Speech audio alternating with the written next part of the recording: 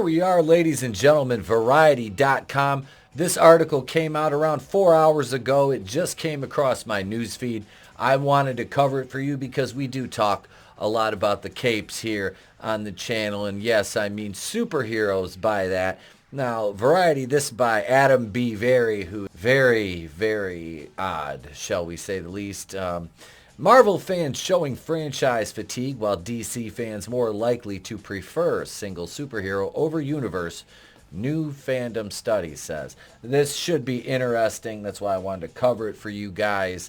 Over 1/3 of Marvel fans feel fatigued from the constant stream of content served in theaters and on Disney Plus this year, according to a new study released on Thursday by the fan platform Fandom.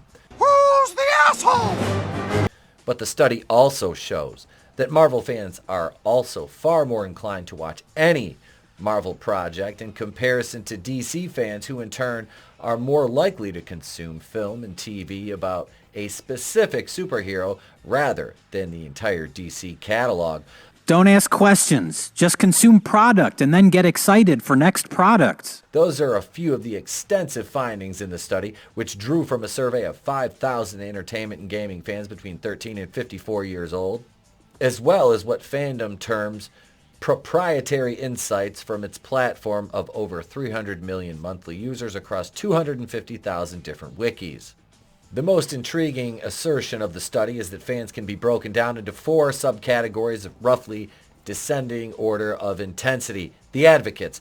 They are the core fan base, described as deeply invested in the IP, so much so it's part of who they are. They are most likely to watch content within the first few days of its release. Some franchises with a high number of advocates include Marvel, Rick and Morty, Harry Potter, DC, Star Wars, and Stranger Things. Yeah, that's where you get a lot of your stands from. But at the same time, that's where you get fans like me. It is a part of, Star Wars is more so a part of who I am than any other of those things. Because Star Wars is so intrinsically rooted in my DNA from the time I was a small child. Now, I don't let it define, negative aspects of my personality. To my estimation anyway, and those around me, I've never mentioned that, other than my love of the original movies, and as well as the prequels and the characters and things like that. And that's why fans like me, we don't like to see things deconstructed by, Marxist culture vultures, as it were. So let's go down to the intentionalists. These fans, which on average make up the largest segment of the franchise's fan base, are more discerning, influenced by marketing and strong reviews, storytelling themes, and actors and filmmakers behind the projects. They'll most likely watch within the first 2 weeks. Franchises with a high number of intentionalists include The Sex Lives of College Girls, Breaking Bad, Better Call Saul, The Handmaid's Tale, Game of Thrones, and Only Murders in the Building. The culturists.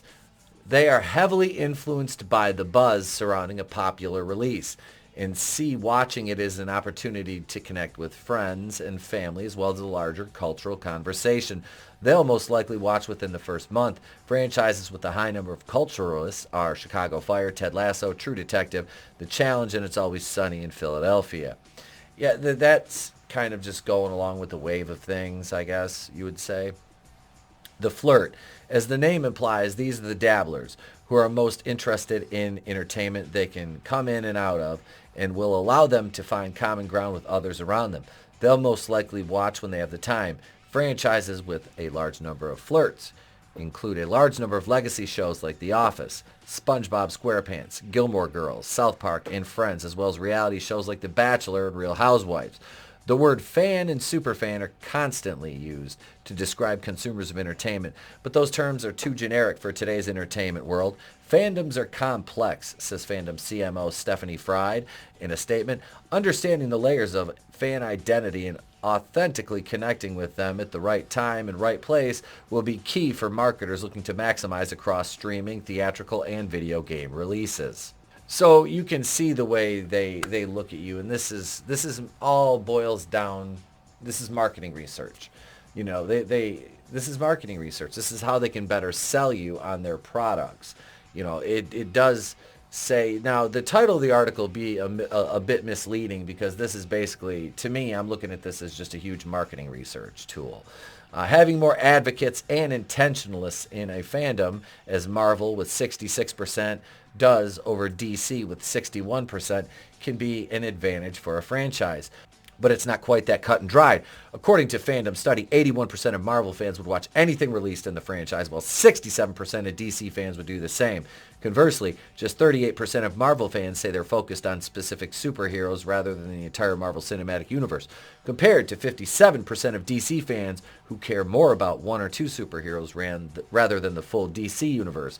That could be a major factor in why only 20% of DC fans say they're fatigued with the number of releases in a year versus 36% of Marvel fans who feel that way.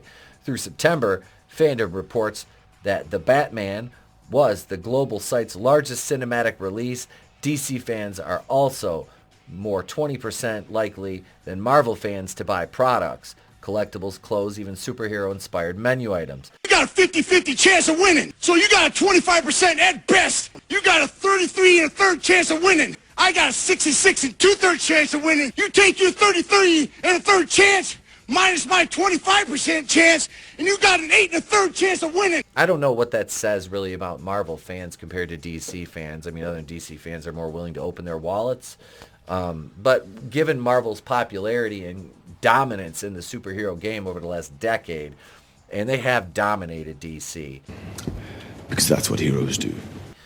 It seems like Marvel would sell more merchandise. Their fans would be willing to spend the money more, but I guess the Twitter crowd doesn't spend money after all, like we've been saying for how long now? Fandom's overall supposition is that, on average, roughly half of a franchise's potential fan base is made up of culturalists and flirts, suggesting that marketing can engage those fans and further expand a franchise's reach, especially for original projects that aren't part of a pre-established IP. Reaching consumers in an impactful way is not a one-size-fits-all formula, says Perkins Miller, CEO of Fandom. Understanding the spectrum of fan identity and how it affects fan behavior has never been more critical across the ever-expanding entertainment landscape. They break down the 4 types of fans in this study, and you have the Marvel and DC fans both falling in the advocates categorization, but at the same time, you have DC fans more willing to open their wallets. So, to me, I mean, like I said, the title of the article is a bit misleading, but I mean, they're correct from the numbers, the Marvel. But I mean, I wonder why Marvel's showing more franchise fatigue than DC. While DC does have more TV shows in, the Arrowverse, things like that. It's, they have Peacemaker and HBO Max. Marvel's not far behind with all the garbage tier shows they've been putting out on Disney Plus as well. So overall, but the cinematic dominance that the MCU has had, and I don't say that as I'm marking out for Marvel, I say that as they have just released sheer volume way more than DC has. And DC has not had any sort of coherent storytelling or continuity cinematically. It's been so disjointed that they're just now trying to course correct with this upcoming Flash movie, and we know how that's going to turn out for Ezra Miller. As soon as that movie's over, we'll be recasting the Flash. Black Adam, great movie. Black Panther, Wakanda Forever, not a great movie.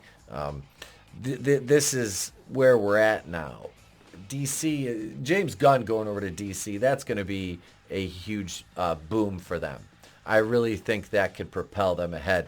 And especially with the way Marvel's going compared to the trajectory of DC under Zaslav, I do believe that DC can surpass Marvel eventually. But there's so many things that need to happen right for them. And Black Adam not doing as well financially is really going to hurt them moving forward, I think. Now, how is The Flash going to do? Time will tell that tale. But I don't think I myself would have superhero fatigue if we were getting a good product. Some motherfuckers are always trying to ice skate uphill. And it wasn't hit or miss. Now it's been more miss than hit. I mean, Black Adam was really fun. It was really good. I didn't think it got the love it deserved for the level of action and just pure fun. Everybody wants to complain about things that are woke, but I went out of my way to praise that movie. And that's why it boggles my mind.